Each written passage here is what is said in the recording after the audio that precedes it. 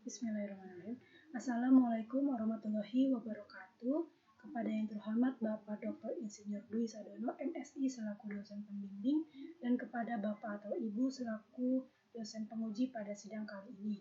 Perkenalkan, nama saya Nadia Adriani dengan NIM J3C118094. Pada kesempatan kali ini saya akan menyampaikan hasil dari kajian pengembangan bisnis yang berjudul Pendirian Unit Bisnis Budidaya Pembesaran Anggrek Bulan Phalaenopsis amabilis pada kebun anggrek Nugroho. Hal yang melatar belakangi adanya kajian pengembangan bisnis ini adalah tanaman anggrek merupakan salah satu tanaman hias yang kurang lebih terdiri dari 25-30 ribu spesies di dunia. Di Indonesia sendiri terdapat sekitar 5.000 spesies anggrek. Berdasarkan tabel yang dilampirkan menunjukkan bahwa tanaman anggrek memiliki tingkat produksi tertinggi di Provinsi Banten dibandingkan dengan tanaman hias lainnya. Tanaman anggrek tersebut tersebar di wilayah Provinsi Banten, terutama di Kota Tangerang Selatan. Hal tersebut dikarenakan Kota Tangerang Selatan sebagai sentra produksi anggrek di Provinsi Banten yang berpotensi untuk ditanami anggrek karena keadaan geografis dan kondisi alam yang sangat mendukung untuk kegiatan budidaya anggrek. Kebun Anggrek Nugroho merupakan salah satu perusahaan tanaman hias khususnya anggrek yang berada di Kota Tangerang Selatan, Banten. Genus anggrek yang diproduksi adalah anggrek Dendrobium dan Mokara. Pada saat ini terdapat dua jenis anggrek yang mendominasi pasar anggrek, yaitu Dendrobium dan Phalaenopsis. Belum tersedianya anggrek Phalaenopsis pada perusahaan dapat dijadikan sebagai peluang bagi perusahaan.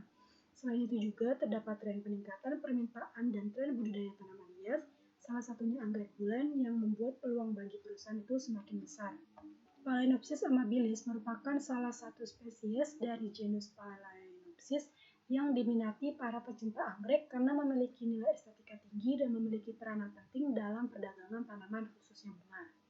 Berikut tujuan penulis laporan kajian pengembangan bisnis ini adalah yang pertama, merumuskan ide pengembangan bisnis berdasarkan analisis lingkungan eksternal dan internal pada perusahaan, dan yang kedua yaitu menganalisis kelayakan pengembangan bisnis anggrek bulan dari aspek finansial dan non-finansial.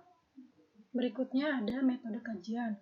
Untuk lokasinya berada di Jalan Raya Bukit Sarua, nomor 37, RT 5, RW 2, Kelurahan Sarua, Kecamatan Ciputat, Kota Tangerang Selatan, Banten. Sedangkan waktunya terhitung mulai 1 Februari sampai 30 April 2021.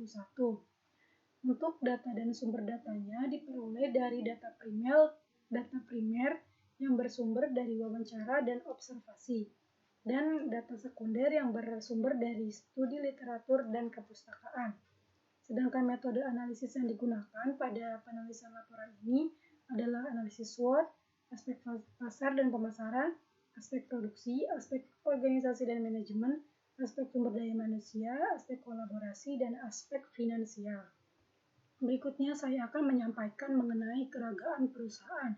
Yang pertama ada sejarah perusahaan. Kebun Anggrek Nugroho didirikan oleh Bapak Nugroho pada tahun 1982. Berawal dari hobi, Bapak Nugroho memulai usahanya dengan menjual bunga anggrek potong dan menyewakan tanaman anggrek dengan sistem kontrak. Namun pada tahun 1998 perusahaan berhenti untuk menjual bunga potong dan menyewakan tanaman. Hal tersebut disebabkan oleh kurang efisiennya penggunaan pestisida dan biaya perawatan yang tinggi. Sehingga pada tahun yang sama perusahaan fokus kepada budidaya pembesaran anggrek Dendrobium dan Mokara. Berikutnya ada struktur organisasi. Struktur organisasi pada perusahaan masih sederhana dan belum mempunyai struktur organisasi yang tertulis.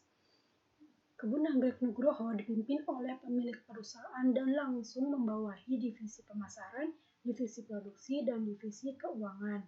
Sedangkan untuk unit bisnisnya, perusahaan melakukan penjualan anggrek Dendrobium dan Mokara berumur remaja dan dewasa kepada konsumen.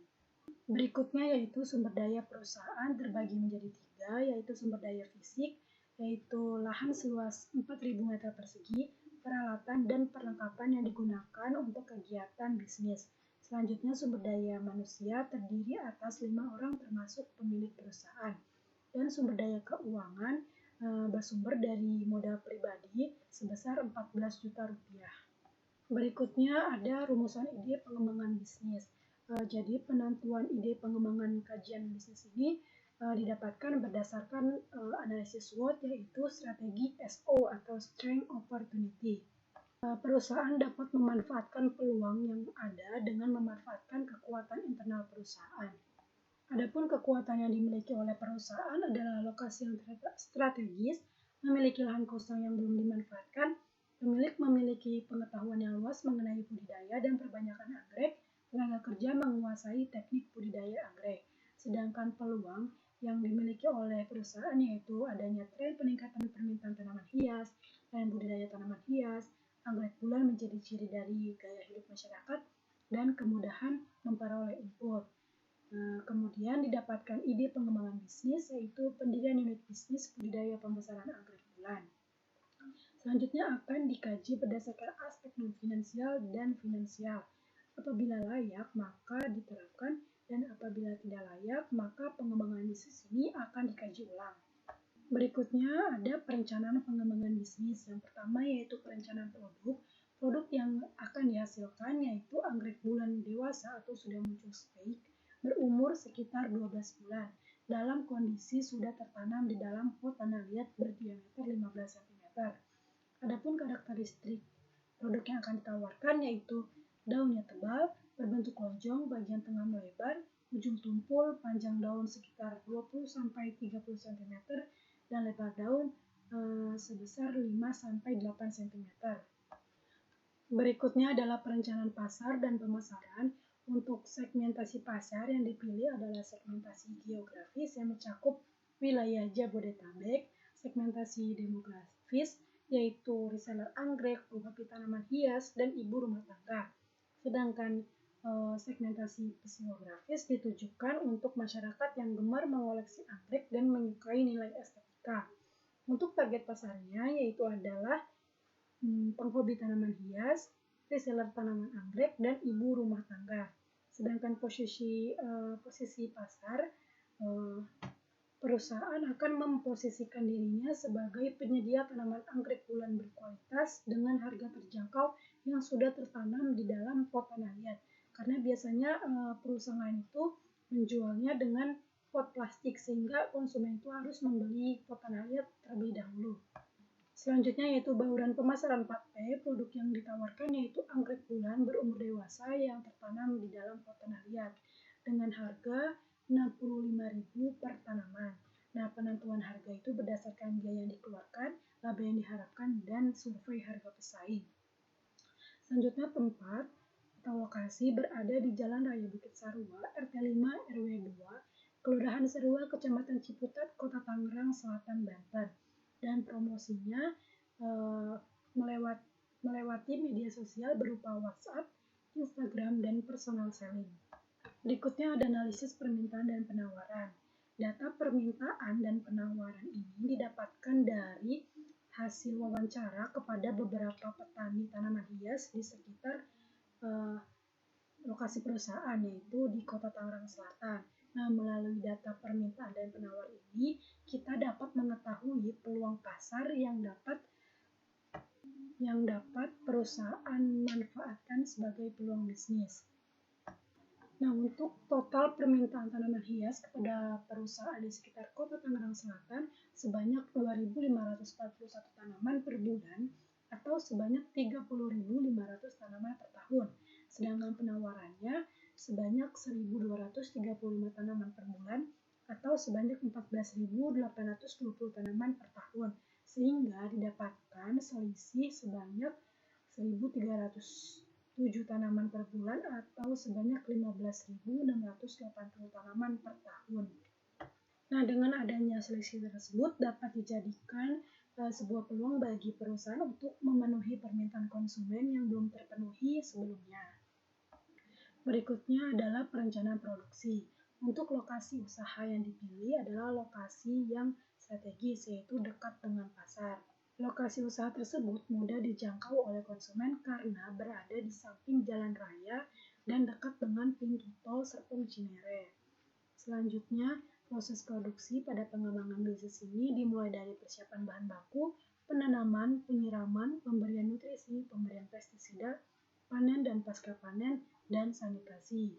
Sedangkan untuk kapasitas produksinya, terdapat asumsi kegagalan akibat faktor hama dan penyakit sebesar 2%, sehingga pada tahun 1 produksinya sebanyak 8.000 tanaman menjadi 7.840 tanaman, dan pada tahun 2 sampai 8 produksinya sebesar 16.000 tanaman menjadi 15.680 tanaman.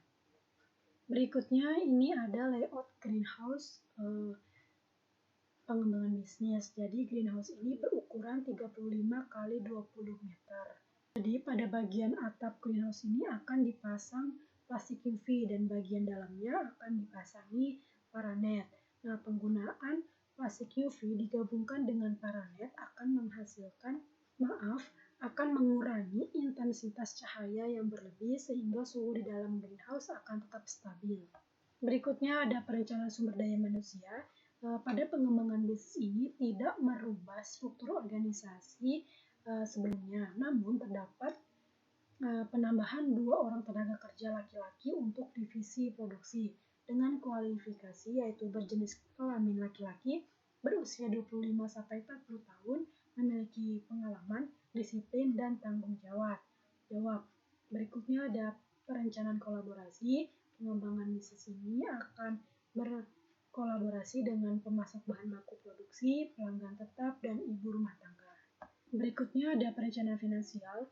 Jadi perencanaan finansial ini perlu disusun menggunakan asumsi-asumsi dasar yang dapat memberikan informasi yang lengkap dan jelas kepada pembacanya. Adapun asumsi-asumsi dasar tersebut yaitu umur bisnis selama 8 tahun mengacu pada greenhouse, sumber dana milik pribadi, lahan sewa seluas 700 meter persegi, harga produk 65.000 per tanaman, terdapat 14 rak dengan daya tampung 400 tanaman per rak. Kapasitas produksi 16.000 tanaman dengan asumsi kegagalan sebesar 2%. Panen pada tahun pertama sebanyak 2 kali, sedangkan pada tahun 2 sampai 8 sebanyak 6 kali. Gaji tenaga kerja berdasarkan UMK Kota Tangerang Selatan 2021. Pajak penghasilan 0,5% berdasarkan PP nomor 23 tahun 2018. Pajak kendaraan sebesar 1,75% ditambah SWDK LLJ sebesar Rp32.000. Dan suku bunga 2,75% berdasarkan suku bunga deposito Bank Indonesia tahun 2021. Berikutnya terdapat perencanaan penerimaan dan perencanaan pengeluaran. Pada perencanaan penerimaan pada tahun 1 yaitu sebesar Rp343.500 dengan produksi sebanyak 5.277 tanaman, dan penerimaan pada tahun 2 sampai 8 sebesar Rp1.019.200.000 dengan produksi sebanyak 16.000 tanaman. Pada perencanaan tanaman juga terdapat nilai sisa sebesar Rp15.919.650. Nah, untuk perencanaan pengeluaran terdapat biaya investasi sebesar Rp193.310.500 dan untuk biaya tetap pada tahun pertama yaitu Rp134.563.890 dan pada tahun 2 sampai 8 sebesar Rp197.767.890. Sedangkan pada biaya variabel untuk tahun pertama yaitu sebesar Rp325.410.000 dan pada tahun 2 sampai 8 sebesar Rp651.499.000. Berikutnya terdapat proyeksi laba rugi pada pengembangan bisnis. Laba bersih yang diperoleh dari unit bisnis ini pada tahun 1 sebesar minus Rp116.968.890 dan pada tahun 2 sampai tahun 8 sebesar Rp169.083.445. Berikutnya ada analisis cash flow. Nah, adapun kriteria investasi yang akan dianalisis pada pengembangan bisnis ini adalah NPV, IRR, gross BC, net BC, dan payback period.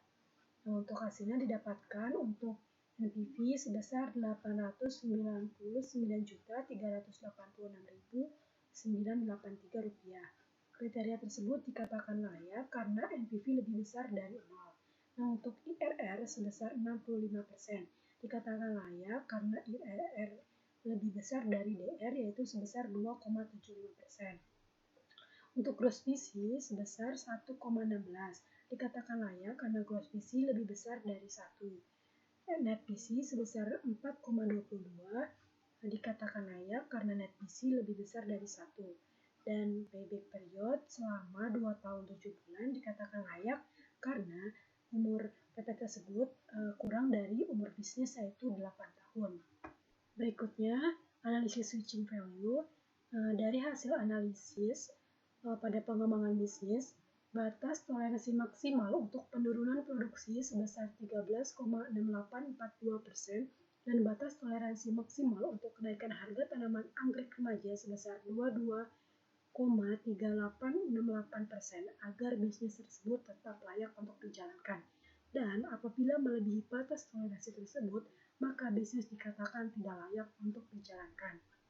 Dan yang terakhir yaitu simpulan dan saran. Adapun simpulan yang pertama yaitu penentuan ide bisnis diperoleh berdasarkan strategi SO atau Strength Opportunity, yaitu pendirian unit bisnis budidaya pembesaran anggrek dan Finances Amabilis pada kebun anggrek Nugroho. Dan yang kedua yaitu berdasarkan analisis non-finansial dan analisis finansial, pengembangan bisnis dikatakan layak untuk dijalankan. Sedangkan saran yang dapat saya rekomendasikan kepada perusahaan adalah yang pertama, merealisasikan ide pengembangan bisnis pada perusahaan, melakukan promosi yang menarik, menjaga hubungan baik dengan pemasok dan pelanggan, serta mempertahankan kualitas produk. Sekian pemaparan mengenai kajian pengembangan bisnis. Kurang lebihnya mohon maaf. Wassalamualaikum warahmatullahi wabarakatuh.